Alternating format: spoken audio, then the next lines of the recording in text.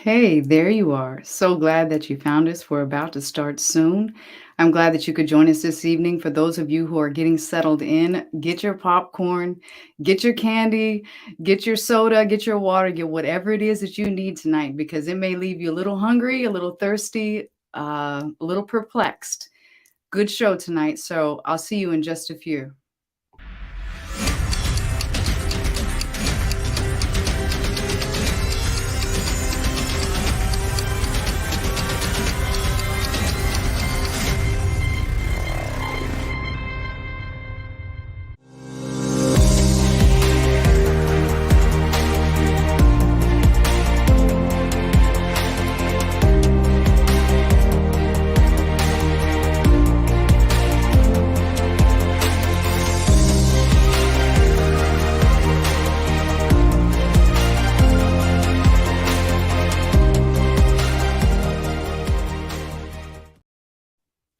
Hey, there you are again. Good evening, everybody, and I'm so glad that you could join me. Happy Fantastic Friday, and thank you for joining us. I hope today has brought you nothing but reasons to smile. And if it hasn't, by the time you will have left here today, you will have either smiled at me or with me. I can't even get my words right. We're on a roll already. Tonight is going to be a little bit different. If you've been following, you know that my messages are usually very upbeat, very positive, and this message will be too. However, the topic is sensitive. We've heard the word, right? Narcissism, narcissist. Are you loving a narcissist? Are you the narcissist? Is your sister dating the narcissist? Is your brother the narcissist? Oh, the list goes on. Well, I know somebody who has taken it very personal in his message about narcissism, and he's been spreading it everywhere, and it's been going like wildfire. I know sometimes that you can do the unpopular things, like speak the truth, and it can move people either in a good way or a bad way. But I want to introduce somebody who I look up to. First of all, let me say this: he is a 32-year, well-decorated, retired naval veteran, Master Chief Leon R. Walker, but I want to tell you how I know him. I know him through his mentorship, through being an author, through being a survivor, through being a human, and now pretty much one of the top narcissist experts. I bring him here to you with pride, with pleasure, with honor, and I'm delighted to have him back on yet another show. I had him here about a year and a half ago, almost 2 years ago. We went over his book, Love Ship. And we'll talk about all that he has out today. But without further ado, I'd like to bring up Mr. Leon R. Walker. Hi, Leon. What's up, Amy? How you doing? I'm doing well. I'm doing well. How are you? Spending this Friday with me, I feel honored. I mean, Right? I'm sure that you had to tuck some plans away just to be here. So thank you for being here. Oh, no problem. I always got you covered. Yes. So what have you been up to lately? Before we go into this, let's go into you. What's been some new things going on with you lately? That my book released in March, and then working on some another memoir, part two of my first book, Broken. So I'm working on that, and then doing a autobiography of a friend of mine from my childhood years. Pretty much just writing, staying in shape, working out, eating properly, and that's about it. Staying out of trouble, trying to my best, Very good. I want to say this too, before we get started real heavy, because I'll give people a little bit of a chance to catch up. You have been writing. And for those people who are out there maybe going, I've got this book in me. I really want to do this. And since I've known you, you've come out with 2 books really quick. And I don't mean really quick as in like, but for most writers, let's say, it takes them quite a bit longer to come out with such great hits back to back. Can you give those who may be watching who say I have a story to tell too? I just don't know what to do, or a couple pieces of advice? Like, Yeah, okay. sure. I was the same way, and I never knew how to write a book. Didn't want to write a book. Didn't even like reading. Didn't even like writing that much because it's a lot. Until I met a man on the internet. I was reading a book called On Writing. Matter of fact, let me go back. A friend of mine, I was at the barbershop. He wasn't a friend in, but I met this guy at the barbershop. He was a barber, and he was just talking and talking and talking. And the owner was like, well, why don't you talk to the guy that's in your chair? And he looked at me. He said, what do you do, man? I told him I had just retired. This was in 2016. I just retired.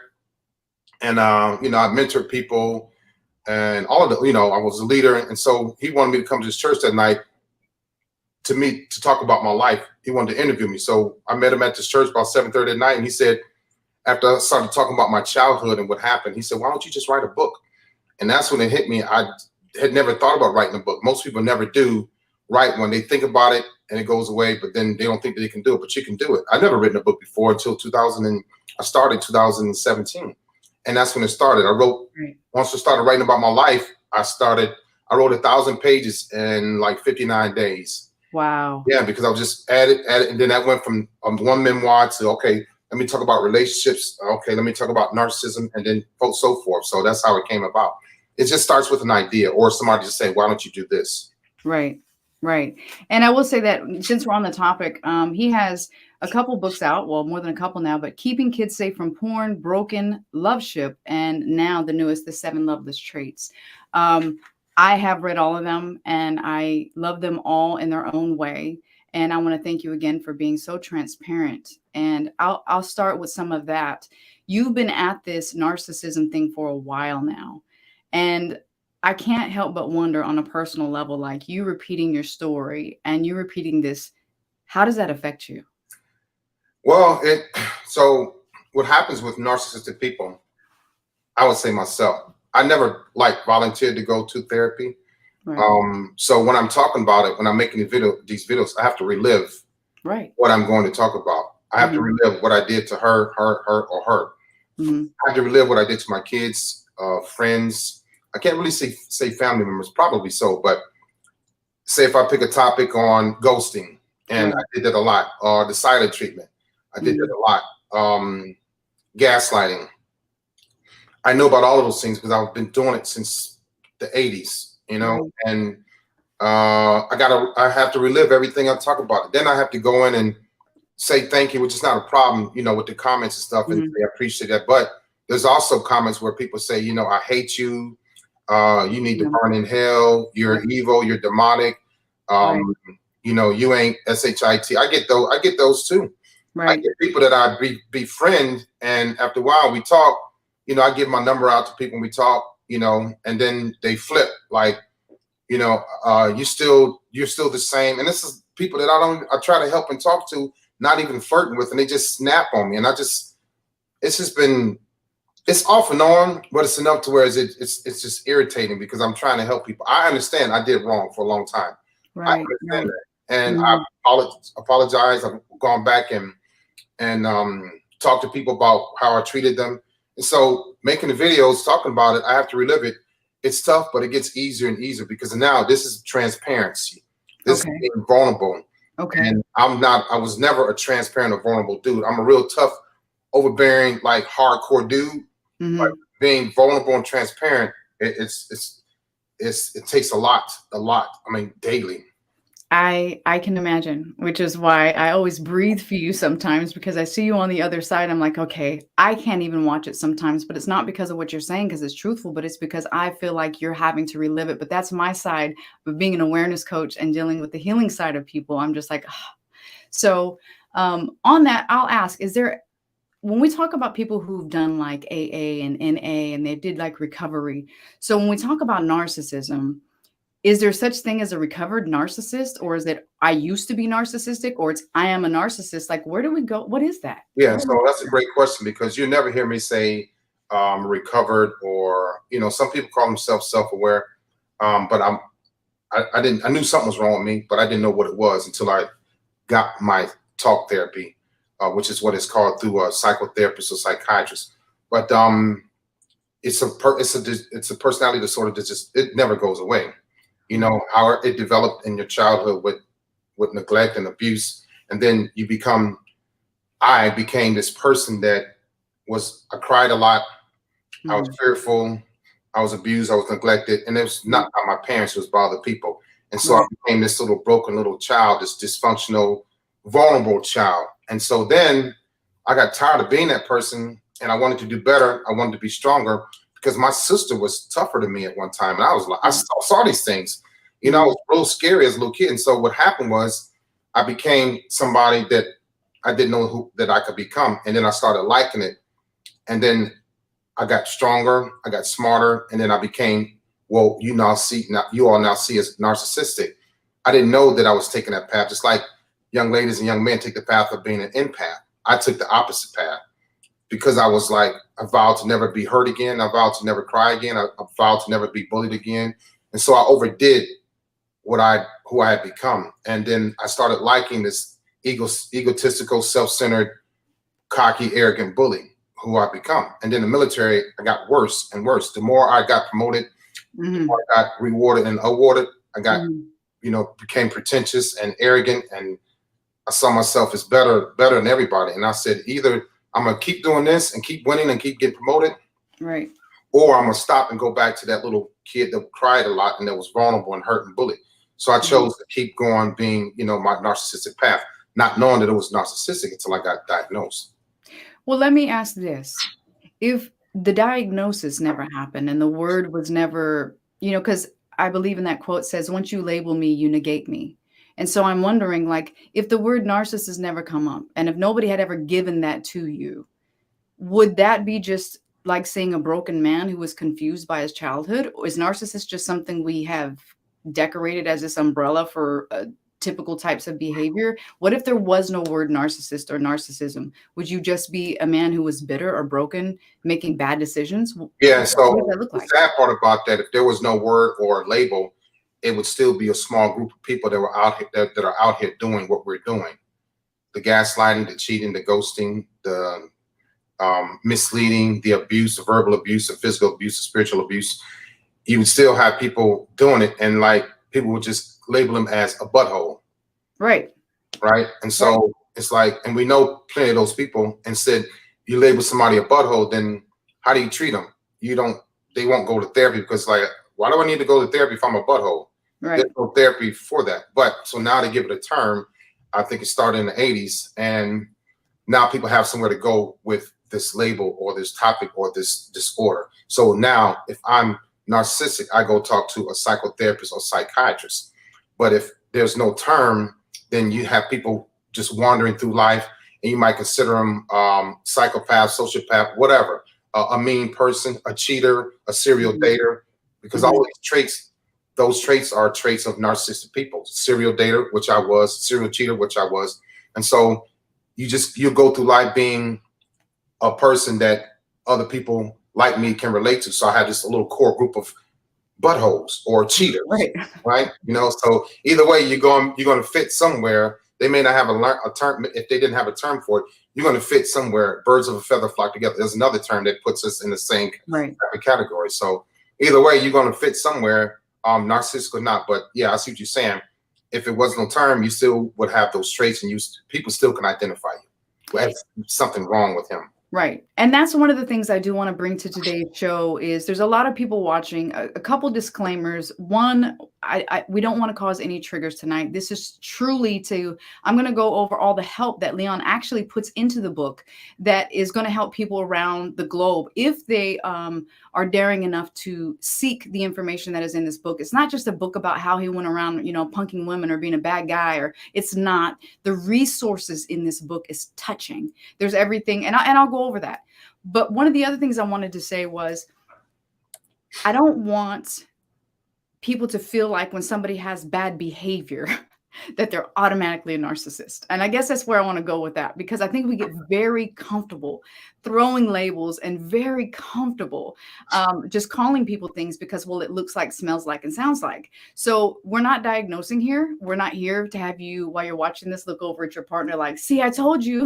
We don't want any of that. I don't want anybody making phone calls saying, you're a narcissist. Like, I'm doing this because every time I have brought Leon on the show, we have helped somebody, we have done something. And in fact, we're still getting comments on the last video. Some, like you said, that are very positive, and some, like you said, that are very negative. And it is what it is. We're not here to change anybody's thought process as much as we are wanting to give information, resources, and to maybe, what I really want from tonight is for somebody who may be doing things in a passive way that aren't so well-mannered to somebody. Maybe they're being a certain type of way to an individual in their life, that they're able to see a little bit of a reflection, that they're able to say, hey, maybe I do need to look deeper into myself, and maybe I do need to purchase this book and check it out. And ultimately that we touch somebody tonight. So before I go into all these things in these stories, I kind of want to go backwards. It's kind of a me thing. So I want to first, I'll go forward with the epigraph. I have never heard such an elegant and profound beginning of a book. And let me read this. It says, like Noah, I had alcoholic tendencies. Like Abraham, I was a liar. Like Job, I doubted God. Like Samson, I was promiscuous. Like Moses, I have anxiety. Like David, I was a whore. Like Elijah, I was suicidal. Like Peter, I was ashamed to know Jesus. I was a weak and jealous disciple. Yet and still, God has always forgiven me and gave me chance after chance. And I think if there's anything, if they don't hear nothing else tonight, that they go back just to hear that paragraph one more time. So I'm going to first go backwards into some of the great stuff that you have actually put. Well, let me ask you that question. When you started writing this book, did you understand that you were going to do it in a way that was more therapeutic book? No, so what happened was a friend of mine, Nancy, sent me a book called The 5 Love Languages. Yes. And I had the book for like a year or two before I read it. And then in March of 2021, I started reading it. Right. And I put it down. And then I just got I don't know if I heard it was a voice or a thought and said, write a book about the loveless languages. Right. Because I have all of them. Rather you create some more, you add to it. Right. All of them I had, like your love language might be acts of service, right? Or gifts or communication. Mm-hmm. Narcissistically speaking, mine was acts of disservice, or bad communication or not touching her, And so I didn't know what was going to come out of the book. I started writing it and I finished it in like 30 days, but that was kind of like just putting it out there, getting it on paper, typing it. And then it took me another year or two to just go back and forth with it. Cause it's so much, it's like 370 pages and it was just a lot. And it just kept, so what happened is I started dating a lady and we broke up. Then I started traveling and come back. Every time I go somewhere and come back, I get more information. I gain more knowledge. I gain more insight. Or talking to people. And I wasn't necessarily talking to them about the book. I was just talking to them about life.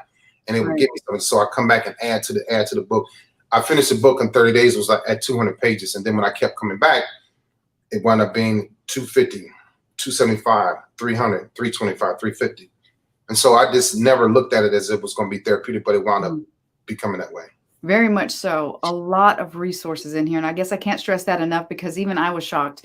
So let me give you a little insight on what happened with me. I get the book, I start reading it, and I had a hard time sleeping one night. And this feeling came over me like, oh my God, I have literally been involved with a narcissist at one point in my life. And from a healed version of myself, even. And I remember going, wow, like this is scary. Like this is a very deep book. But then as I got to reading more, I thought, wow, he put resources in here. He put things there. People can get into this book, feel a certain way, and come out with so much more than the feeling they may have felt in the beginning chapters. So very well written. But I'll go into page 359 again. I'm gonna go backwards and then we'll go into some of the stuff, but I want to go into some of the great things about the books. I know there's people going, well, I want to hear about all the juicy bad stuff, but I want to tell you all the good stuff first. And I guess that's just the way that I'm built. So the beginning, and you talk about 359, it says, men submit to, and this was so beautiful. As a man struggling with words, actions, fears, inabilities, and fear of submitting, I would like to ask that you try changing the wording. Change what you call it.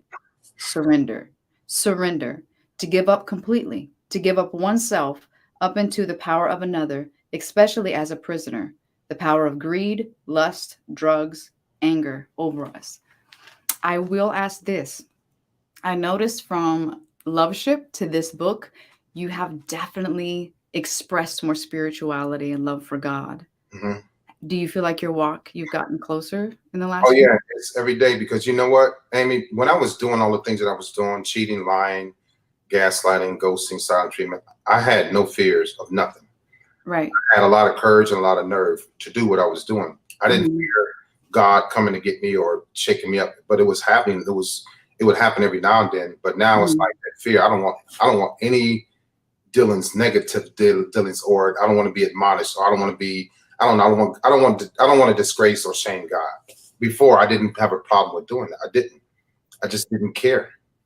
Do you think that's because now you've had more personal revelation or closeness with this God versus maybe when you were younger, you heard of him through biblical or through church or through your parents or through your neighbors or somebody babysitting you or something? Did it change for you, this understanding of God, as we say? Yeah, it was the experiences I had. It was the things that the things that I didn't think that I could do, wound up doing, and things that were just falling in my lap, people, places, things. And I was like, wow, it was just like an incredible feeling, and things were just happening. Things happened to me all my life though, Amy.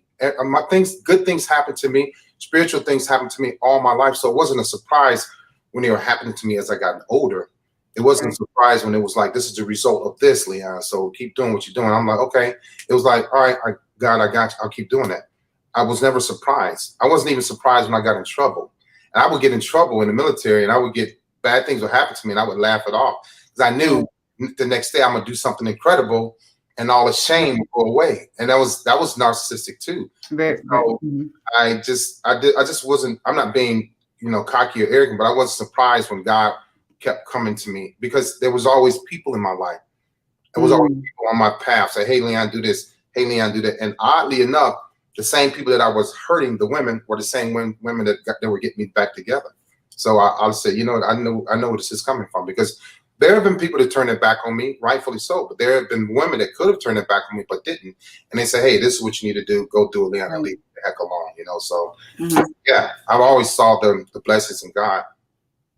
And I want to say that too. You brought up something about, even your narcissistic traits while you were serving, didn't mean that you weren't serving well, even though you may have gotten in trouble. And I don't want to bring that up because there's a lot of people out there who go, oh, they're trash because they're narcissistic, or, oh, they're garbage or whatever. There's a lot of narcissists who have done some amazing, monumental things, but that doesn't mean that they're bad people. It just means there's something going on that's not necessarily healthy within them.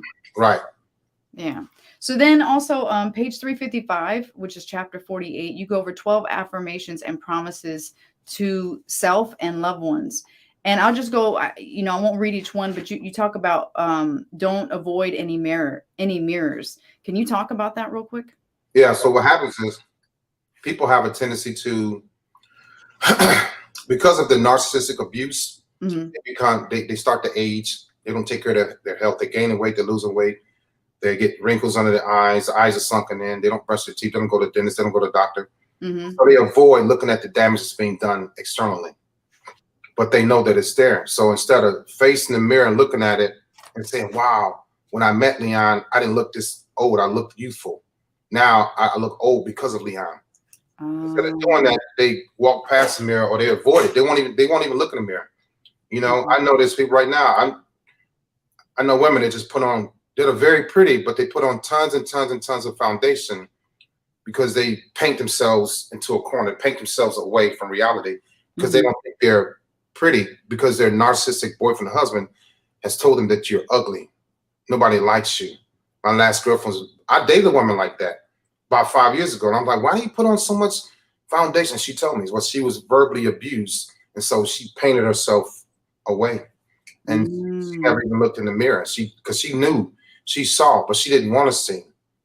All right. And so she felt, instead of seeing the results of her narcissistic abusive husband, she didn't have to look in the mirror. So she painted herself, and that made her feel good. Very pretty lady, had very pretty skin, smooth skin, but she didn't think so because he had beat it out of her, not literally, but he had talked her out of being her, knowing that she was pretty, to make her feel much less than who she was. Because with confidence, when a woman is confident and a man can't break that confidence, he'll take it away from her by not complimenting her or telling her that she's not pretty or beautiful. And then she'll start to believe it because she's invested in her husband or she's invested in her boyfriend. So she'll believe him before she believes a stranger. I can say, wow, you're pretty. It won't mean anything because there's no emotional connection. But she has emotional connection with her husband, and he says you're not pretty. She'll believe that before she'll believe me. And is that because he has really gotten to the point of being so verbally abusive about her exterior that he's almost shamed her into the feeling of she's not enough? Is that continued verbal abuse? Is that what that is? Yeah, and also what it does is mentally paralyze the woman or man to think that they can't move on and when they catch this person cheating. So Mm-hmm. they'll hold on because I can't, nobody else will like me like you do. That's Nobody right. else will love me, you know? That's right. And Mm-hmm. so they hold on to what they have that, like you hear women say, I'll take a piece of a man over just, or no man at all, you know? And so that's what happens. They start doing that. And that's the other thing I was trying to say in the beginning, and it slipped my mind, is I don't want this interview to be looked at like only men are narcissists, because it goes both sides on the water. And I think I had mentioned that on one of my live videos the other day, was everything goes on both sides. So however you put it good in the book was saying that you're coming from you, so you're giving it in the male perspective, but this does not mean that only males are narcissists. Right. One of my the other part I wanted to bring up was you talk about chapter 46, page 344. You give role mate to soulmate, and one of the ones I really liked was lessons, and it says the person that you like, now you are learning that this person has something you can benefit from. They have something they can teach you as you start a deep desired connection. On the flip side, the lesson part that they can teach you, and also the part where you are willing to learn from that person. This is invaluable, cherished, and adored. I thought that was pretty awesome. So with narcissism, that's obviously not something that can be done, right? Right. Right. And so you have to, it takes two, as we know. But Mhm. narcissistically speaking, they don't want the other person to have any type of buy-in or say so. They want to remove that person's voice, right? Mhm. The ability to add into the relationship, to help the kids, do whatever. It's all about the narcissistic person, and it's very selfish and self-centered and egotistical. That whole chapter, that roommate to soulmate, which was beautiful. What inspired that? A couple of friends, these guys called my friends, they have a platform called the Kingdom Brothers Okay. on Instagram, Okay. and they helped me talk about that because they added something to the end of the chapter too. The 5 or L's or 7 F's or something like that, vice versa. Right. That was those two young men. They're both, I think they're both in New York, but they inspired me to write about the soulmate to roommate type of thing, paragraph or chapter, because it brings together, it's a culmination of everything that both you and I do, and not just one person. It's a culmination of, you know, how to really keep the relationship going based on these certain traits and characteristics. So it came from, that's my writing, but that wasn't my idea. That came from somebody else. It was good. Well, I liked it. It was good that you put it in there. I want to go into chapter 45. Again, I'm working backwards. As some of you guys are going, wow, she's already at page 345. I have a thing about working this thing backwards, okay? So chapter 45, page 342, you talk about a narcissist recovery plan. And I thought that was pretty amazing. So tell me how that was developed. How did you come up with that? Was that your steps personally, or how Yeah, did that come up? it was what I derived that from what I did, what I had to do, what I do daily. Right. It doesn't just end. It's not over with. Right. Because I have triggers, I have reminders, I have setbacks. But that came from how I got to where I got to, because I said, you know, if I take myself that was molested, bullied, lost our home, parents divorced, parents died from drug abuse, both parents, had a male touch me, had my babysitter taking my virginity, my cousins molested me, Yep. a lot. And then I joined the military, and I lead people, and I hurt people, and I abuse people. I was a cheater. I was a liar. I was a repeat offender and everything. I said, if I can go back and think about what I did, how I did, why I started, and how I was able to do it, then I can put that in the book and help people. Because people always say, well, we know narcissistic people can't change, and that's not true. Right. If you look at Dr. Romani, she has a video that says 10 things that narcissistic people can do to change their behavior. And I was reading, and I saw videos, things that I have been doing anyway, outside of therapy. It's hard because you become so comfortable being praised and looked up to, and being awarded and rewarded. You become comfortable with people thinking that you're the man, and you have all these women, which is true. I'm not saying I was a man, but I had a lot of women. You become comfortable with being able to do whatever you want to do when you want to do it. get invited to all the parties, being popular, being out front all the time. Right. And they say, well, if I'm going to change, what do I have to change? Do I have to stop? Do I have to stop all of these things? Do I have to tell people stop kissing my butt? I didn't know what to stop. But through therapy, I had to start with stopping my fears of wanting to connect with a woman, of wanting to love, not having empathy. Why don't you have empathy? You know, what happened to you, Leon? Why are you so upset? Why are you so angry? Why are you so driven? Why are you so overbearing? Because I was overbearing and driven because I didn't want to go back to that broken child that was bullied and crying. I was like, I don't want to be that little boy anymore. And so I became this guy. And that's why it's hard for me, even now, to understand why people can't be somebody special in life. And I have a hard time. That's why I was so hard on my kids. I was so hard on my sailors. I was so hard on my students because I'm like, if I could do it coming from this, and this, then how come you can't do it? You're just freaking lazy. You're blah, blah, blah, blah. Right. Right. So I just overdid a lot of things in my quest to become somebody that I thought was special. Now, I know in our last interview, I talked about going from being so active and being in the military to actual retirement, how that created kind of like a change, kind of like when maybe, for instance, like me experiencing empty nest for the first time when, you know, not being with my kids. So there's like a lull, there's this hole, there's this, I'm not sure what this is. Now that you have taken on this new Leon, I won't say new, but I'm saying the role of an ambassador for this understanding with narcissism, and you came from military, do you think maybe you replaced all that you were driven to do in the military with now you're putting the energy into narcissism? Like, do you have an identity without both? That's a great question. I have an identity because it's like they were, I guess you can say, separate. Okay. Or at the same time, they were the same thing, a person. Okay. Because I was driven to become number one. I was driven to become successful. I was driven to make my parents happy. But at the same time, was I driven to embarrass people? Was I driven to outdo people? Was I driven to because I had an ego? Was I driven because this guy won last year and this year I have to win? So was it real or was it fake? Did it happen? It all happened, but why did I do it? Did I do it because I'm patriotic? Did I love serving the military? Yeah. Did I do it because I was a self-centered, egotistical, narcissistic person? Yeah. So they were like, I guess you can call it synonymous with each other, I guess, you know, but there was a parallel between the two, because when I became, it was survival. Okay. So if I can make E6 in the Navy, that means that you didn't make it, then I'm leading more people. I won, I got a promotion. Right. If I can make chief in the Navy, I get to change my uniform and get put on different color devices and people look at me differently. So it was all about my ego too.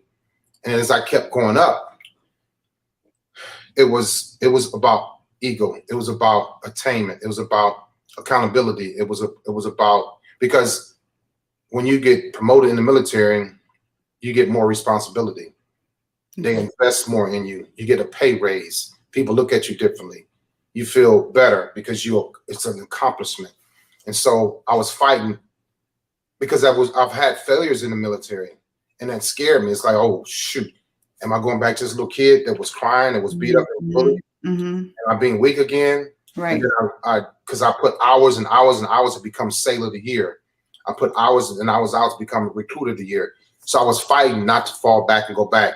That's what I thought. That was my way of moving forward and not falling back, because whether it's narcissistic or not, whether it's bulldozing through the military or it's bypassing people or running people over, I had to do what I had to do to survive and not go back to being that little little boy. Right. So then when you went from all that and then you went into retirement and there was that, okay, I got to figure out who I am again, and you gracefully connected with this, because you didn't really start your healing process until when? 2014. So I went into my first psychotherapist's office and I walked out. I went into my second psychiatrist's office and then walked out. Might have been a third. But even though I was in therapy, that's why I tell people, just because a person is in therapy doesn't mean that they're healing. Because you get homework in therapy, you have to reflect, you have to soul search, you have to think about your past, you have to face it. And Mm-hmm. so just because I was in therapy didn't mean that I was doing well. I wasn't doing well because there was times where I would skip therapy and then go back and skip and go back. And then after therapy, I was like, okay, I got that over with, checking the block, you know? And so that right there was just showed me that I wasn't in therapy to get help. I was just checking the block to retire and get out. And then, no, I didn't. The healing started years after therapy. When I Right. started seeing that I was doing things at age 48 or 49, 50 that I was doing at 25. Right. So I wanted to mature. Right. I was tired of being immature, and it was always running into people that were like, or women specifically, that, hey, Leon, you're still immature. How old are you? And I got tired of hearing it. Instead of blowing up and getting angry, I don't hit women, but I was verbally abusive. And instead of blowing up and becoming verbally abusive, I just had to check myself and say, you know what?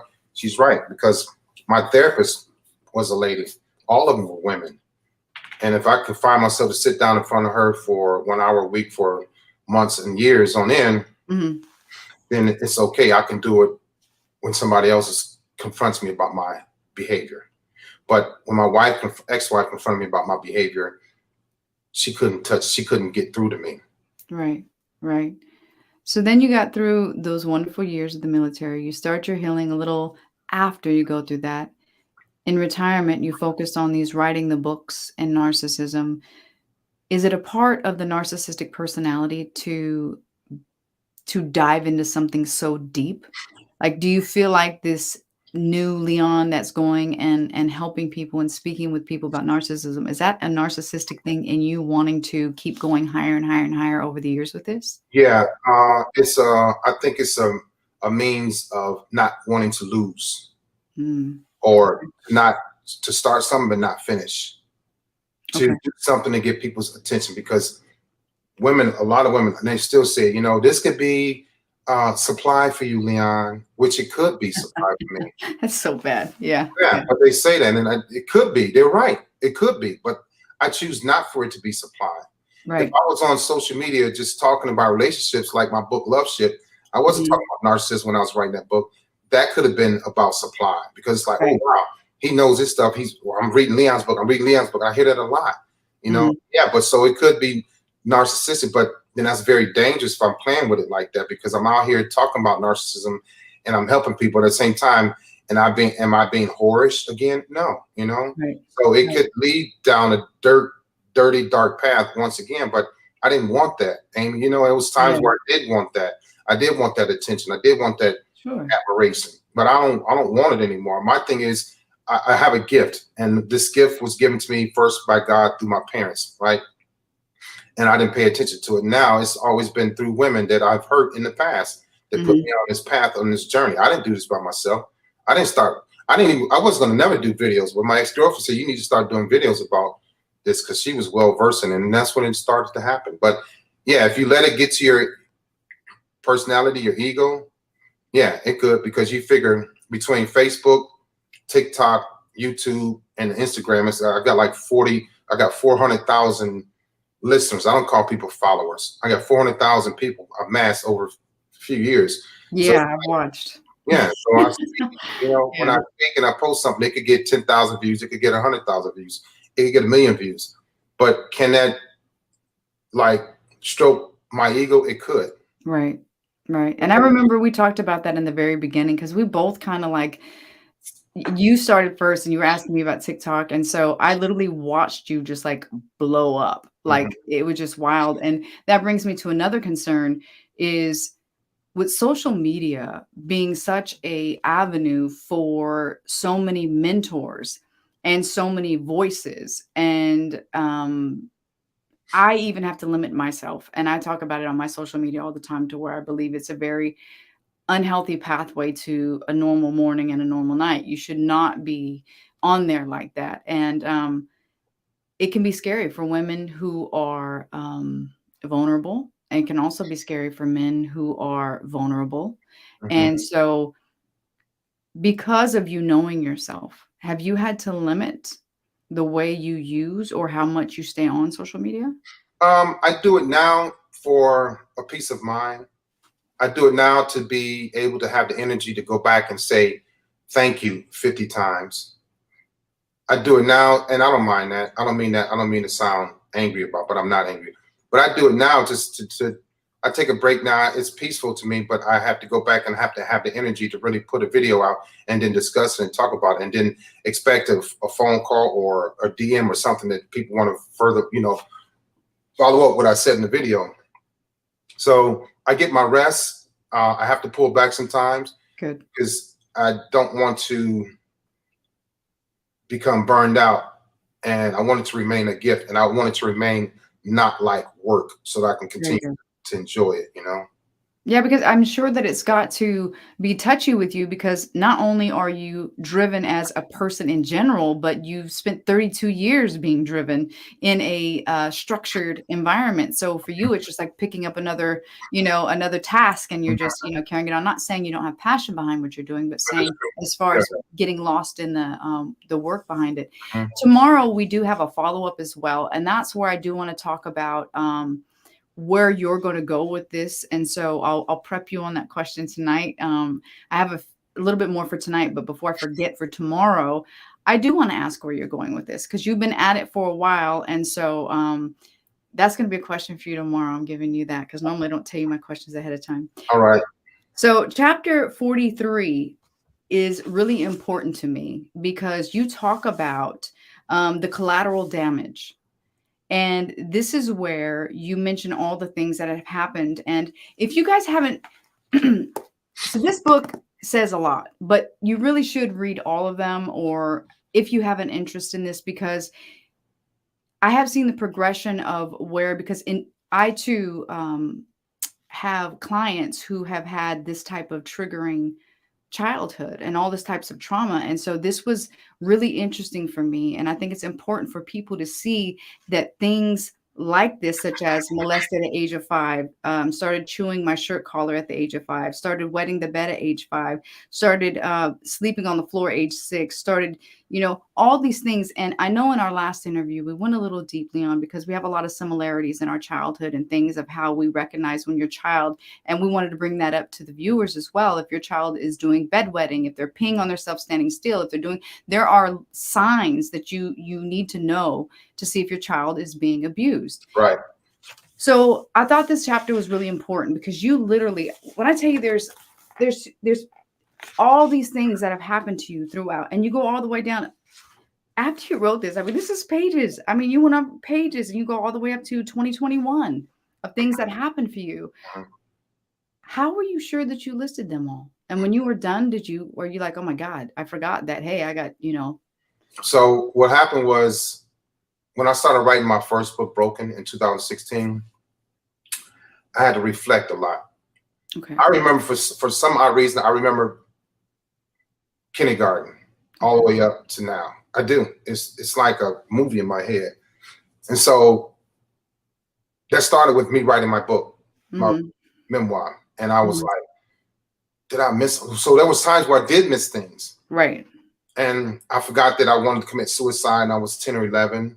I forgot that, my mom tried to kill my dad when I was 12.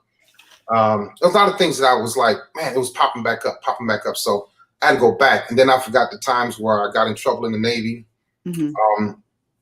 I forgot to put in there when my license was suspended, and I didn't have license for like 10 years. Wow, Leon. Fun fact for today. And I was married, right? My wife was like, listen, we going to California to get your license back. And this is in 1999. They got suspended in 1989. Wow, Leon. And in 1992 to 96, I was a recruiter driving a government car for 4 years without a license. And so nobody heard that, but go ahead. Nobody heard that. All right. So you're retired now. They do come pull you back, make you do more service. Okay. Right. So my ex-wife was like, in 1999, she's like, we need to fly out to California and get your license back. I wasn't never going to go out there and pay off those burning rubber, destruction of government property, whatever I was doing, crashing. Right. So we went out there and paid the fines. But yeah, that was part that I forgot to put in there. But I was going through things, and the list that you have is like, I remember it just like it was yesterday, everything. Right.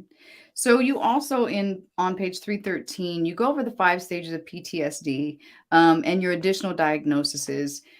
I bring this stuff up because I want people to know that there's actual factual real-time information in this book that can really help somebody sort it out. Not all people want to go get help. Right. Not all people want to talk to somebody. And a lot of people are in denial for so long, but when they hear about somebody like you, somebody like Leon R. Walker, who had all these decorated achievements in their life, they're like, oh snap, well, if he can feel this way, or if Mhm. he can go through this, then maybe I can go through this too. And so there's a lot of really good promising stuff about this. One of the questions I want to ask is you bring in your medications. You talk about the medications you're taking in these appointments. One of the things I picked up is where it talked about the anticipated length of treatment. It was indefinite. I was like, wow. How, I mean, did you get a copy of your record and then you take it and you're like, okay, I'm on this med, no, forever. Like, how was that to you when you felt okay? And are you still taking meds? Did you feel that there was a benefit to them? Did you have a period of time where you didn't want to take them? How was that for you? So for NPD, there's no medication, just talk therapy. Okay. But then you have for PTSD and anxiety and depression, you have sertraline, I think it's called. You have prazosin, however you pronounce it. I have the medicine for my nightmares, for my migraines, all of that. But what happens is when you're in talk therapy, they're taking notes.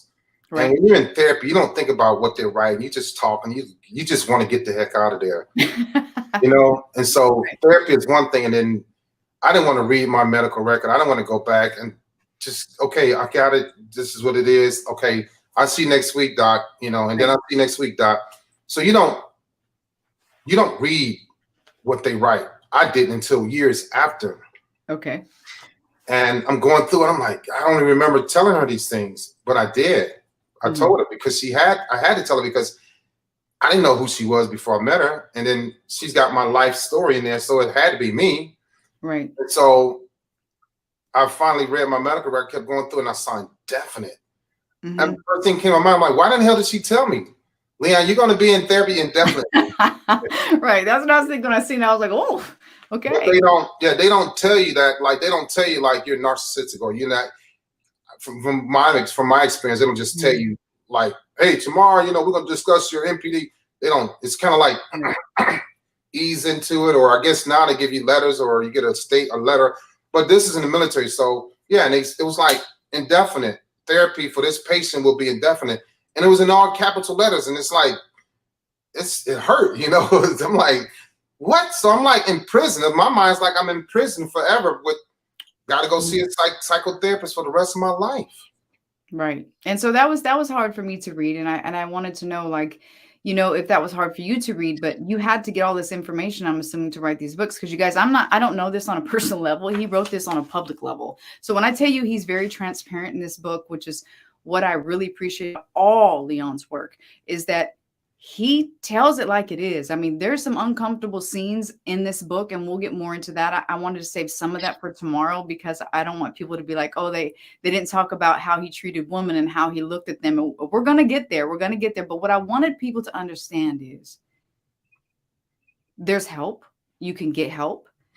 That even people with great accomplishments and great people go through different types of challenges. Yours just happened to be this. Your past was what it was.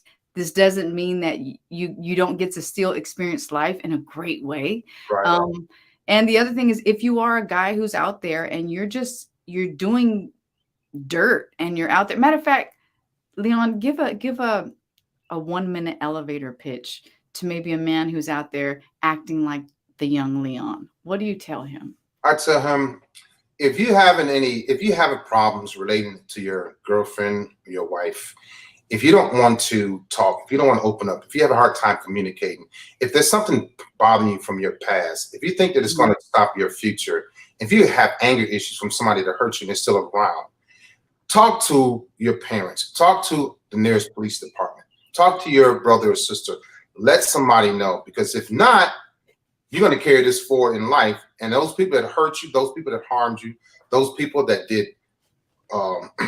things to you that were inappropriate, you may start doing that to other people. You may start hurting people because of your past pain. And that's what I was doing. I don't want you to end up like me. I want you to become better than me. Very good. Very good. How many times did you give that speech? That's the first time. Because I know you do talk with groups and you talk Mhm. with people, so I was just curious. Now I want to get a little bit deeper. In chapter 21, again, we're still working from back to front on this book. Chapter 21, we're talking about dating my dad's dating pattern. Mm, that was pretty interesting. Can you touch on that a little bit? So, like I told you earlier, Amy, I remember everything. It's just there. And that was a lot of damage to me because I have a lot of weight on my mind, right? But Mm, it's getting better because I process it instead of holding it there. I talk about it. So I used to notice that my dad, there was this lady named Stephanie. I was 15. And he used to say, hey, man, if Stephanie come over, tell her I'm not here. And I'm like, all right, Dad, I got you. I was sitting on the front porch. And Stephanie would come over. Stephanie would walk across the street. She had on red. I will never forget it. She always had on these red pumps, nice shoes. And red was my favorite color, so I was always standing at her feet. mm-hmm. She had red lipstick. My babysitter wore red lipstick, so she would get my attention. Stephanie had long flowing hair, and she wore a trench coat. And she had these earrings, and she would just be swaying, coming across the street when she parked the car. And she's like, where your daddy at? I was like, hey, Stephanie, he's not here. And I'm thinking like, man, this lady is beautiful. Mm-hmm. And she's like, okay, tell him I came by. And she would give me $10, right? Here, you take this. And I'm like, wow. And she would leave. Mm-hmm. I would go upstairs to the lady that my dad was with. And she was a sweet lady, but she wasn't Stephanie. She had a hot wig on her head. She had a rag around her wig. She smoked Pall Mall cigarettes. She was missing teeth. She was sweet. She was nice. But I'm like, why is my dad avoiding Stephanie, but he likes Earlene? Mm-hmm. Well, the difference was Earlene was in the hood. Stephanie came from the suburbs. Okay. They had a nice, clean car. My dad had cars, and he was a provider. He was protector, all of that. He worked at Ford. He was strong, good-looking man.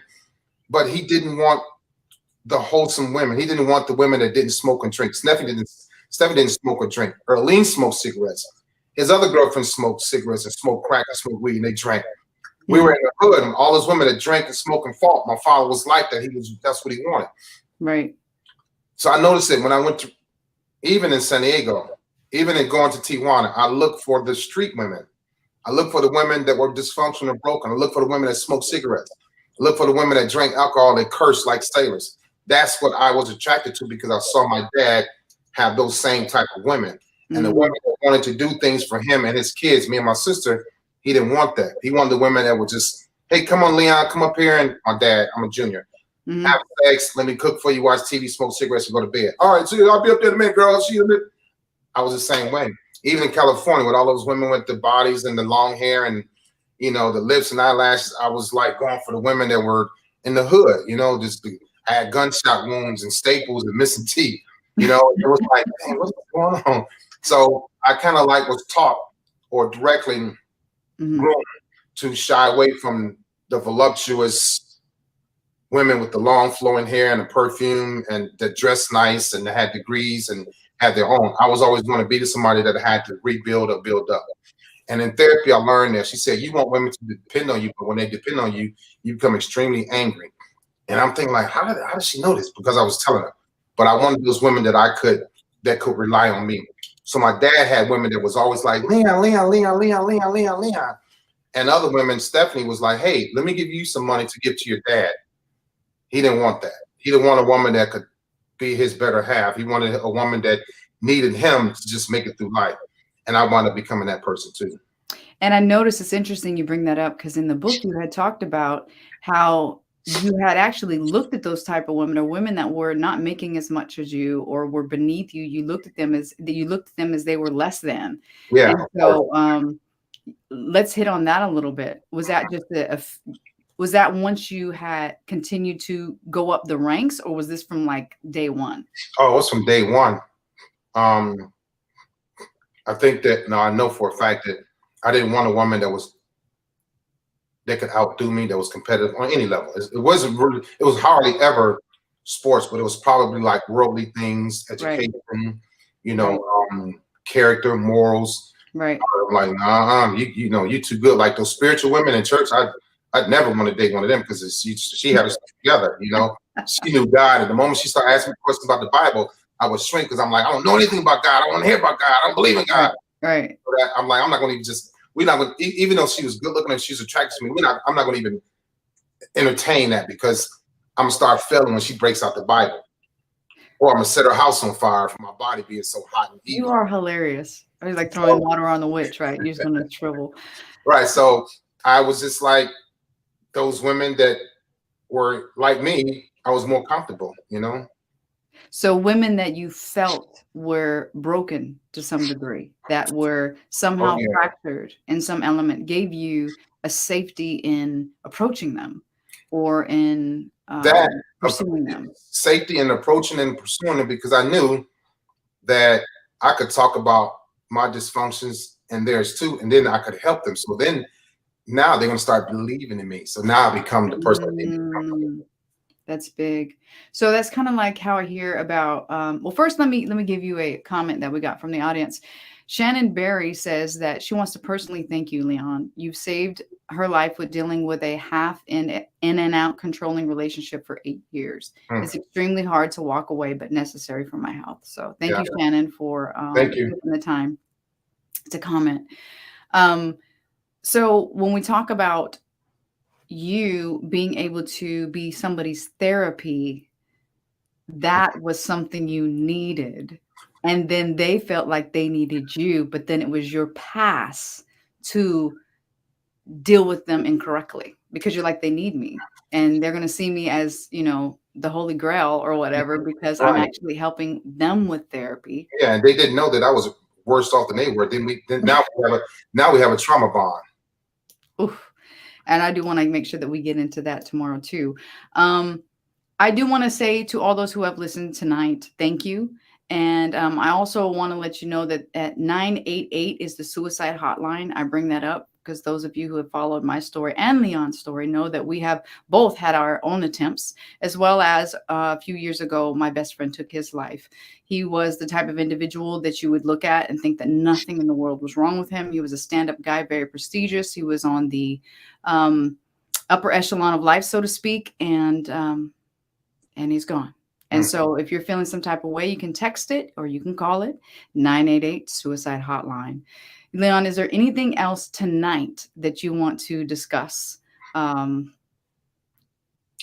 know what? Yeah, always. I just like people to stop calling everybody a narcissist. Okay. It's out of control. And then start looking for not just red flags, look for white flags. And I talk about this a lot.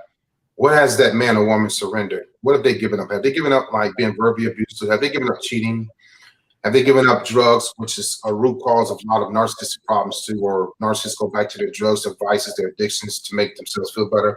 What have they given up, And so also, instead of meeting somebody just because you like them, because they're attractive, you like their head, they like their beard, whatever, start talking about, asking questions about their parents, their past, their therapy.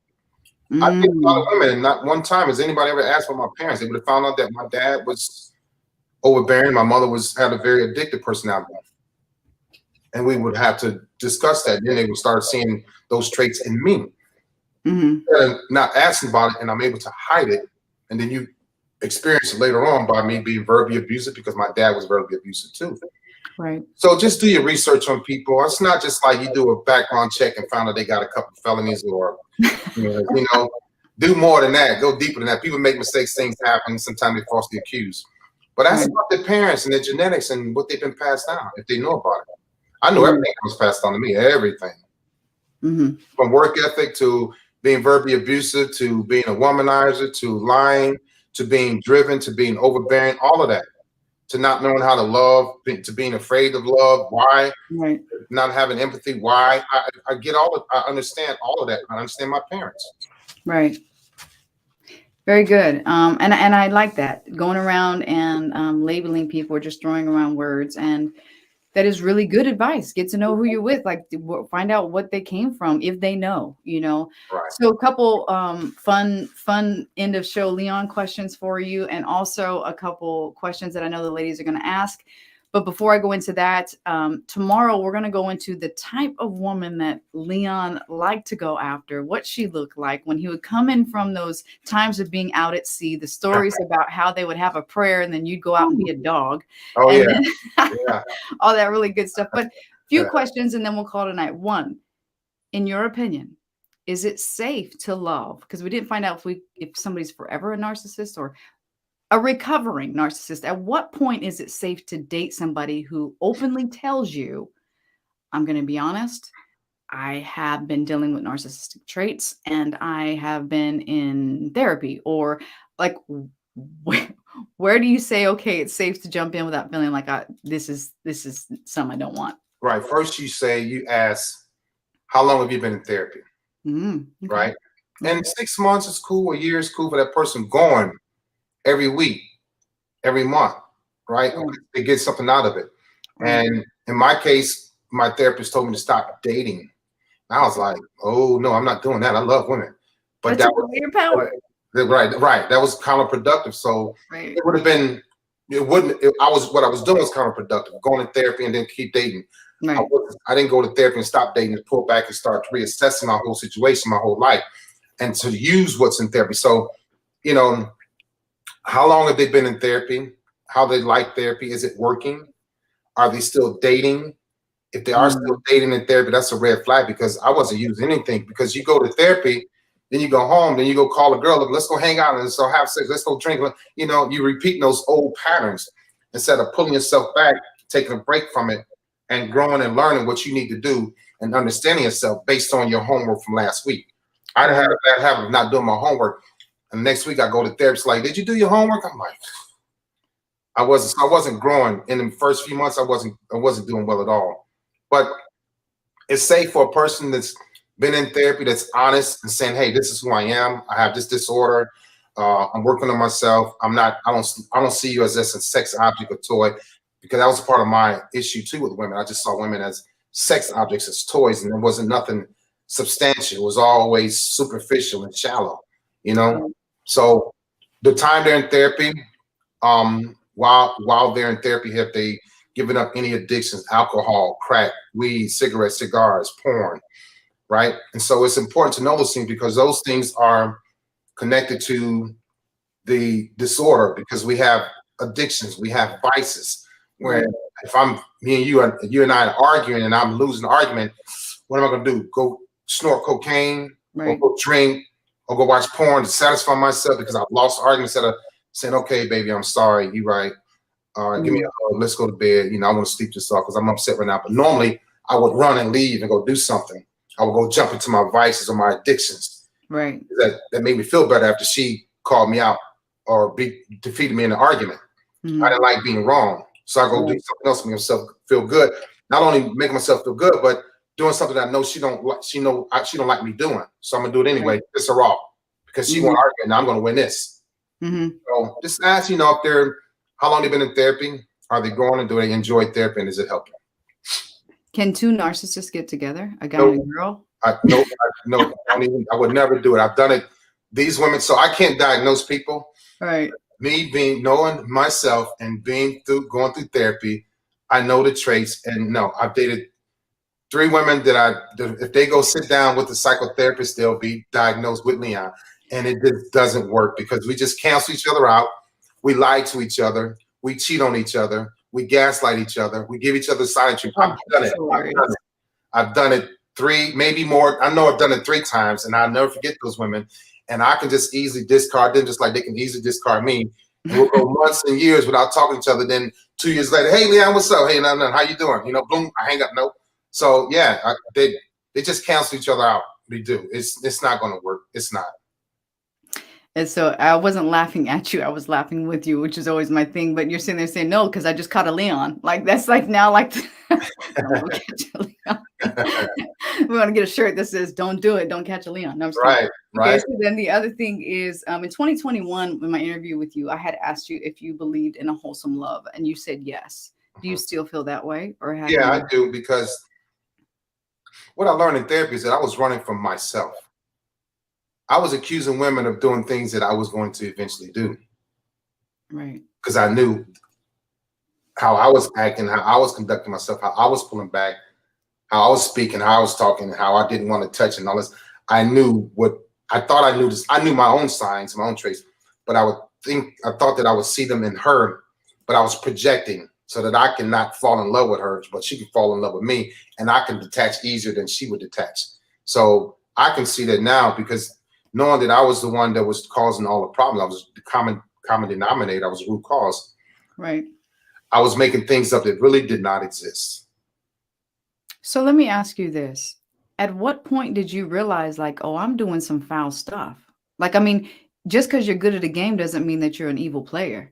Right. But at what point did you say, I mean, because everybody's played maybe a mind game on somebody, maybe not to cause them harm, but maybe they've been like, oh, you know what, they upset me earlier today, so I'm not going to answer the call when they call. I'll deal with them later tonight. And even though that may seem small, that's still a matter of you being reactionary in a situation. So at what point did Leon go, okay, I might be more than the average, kind of a real male, real egotistical, hurtful, self-centered?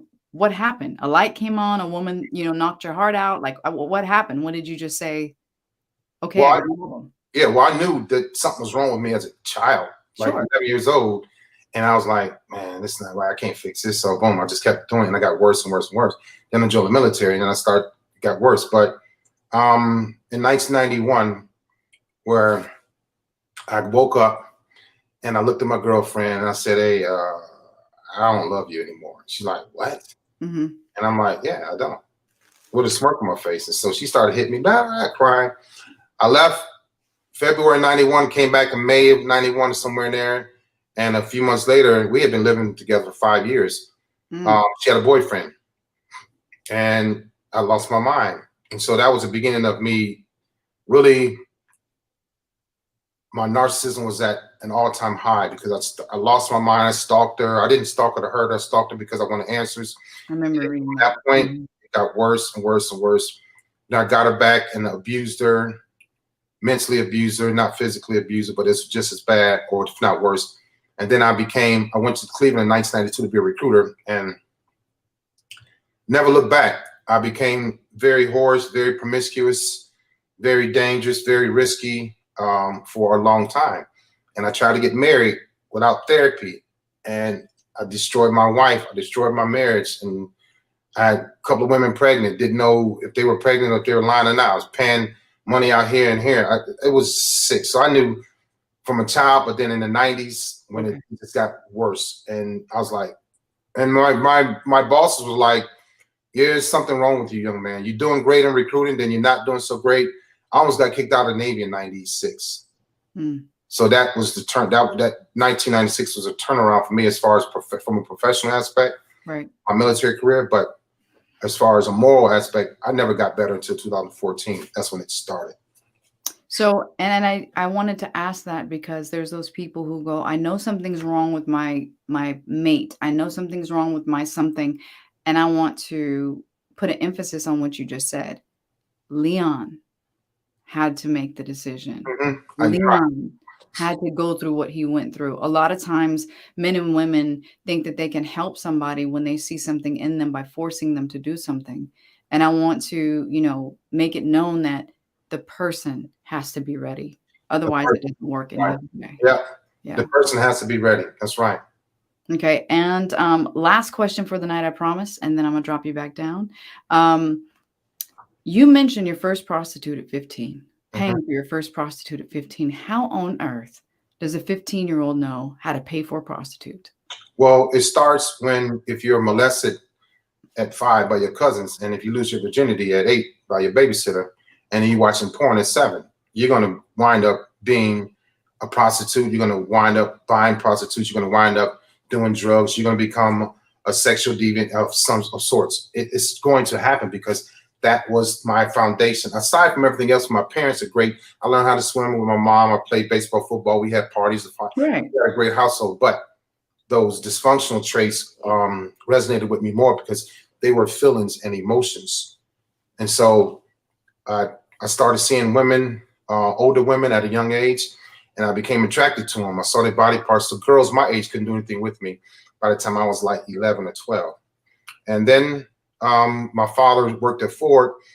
We moved in a place in Cleveland called Huff, which is a very, very, very, very bad, one of the worst areas in Ohio, which had hustlers, pimps, prostitutes. And my dad worked the third shift. And so when he go to work, he had two cars. He left the other car there. My sexual traits were out of control. My sexual energy was out of control.